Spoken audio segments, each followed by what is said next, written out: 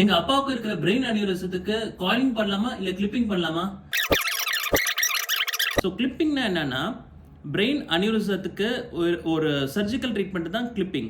So மண்டை ஓட்டில் ஒரு இன்சிஷன் மாதிரி போட்டு மண்டை ஓட்டில் இருக்கிற, அதாவது ஸ்கல் போனில் இருக்கிற ஒரு பகுதியை ரிமூவ் பண்ணிட்டு சர்ஜிக்கலாக, அப்புறம் பிரெயின் எல்லாம் ரெட்ராக்ட் பண்ணிட்டு இந்த அனியூரிசம் இருக்கிற ரத்த குழையை ரீச் பண்ணி அதில் இருக்கிற ஒரு கழுத்து பகுதியில் ஒரு கிளிப்பு மாதிரி பிளேஸ் பண்ணுறது தான்.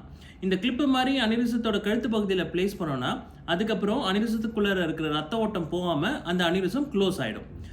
இது ஒரு சர்ஜிக்கல் ட்ரீட்மெண்ட். இது பேர் தான் கிளிப்பிங்னு சொல்கிறோம். இன்னொரு ட்ரீட்மெண்ட் பேர் தான் காயிலிங்.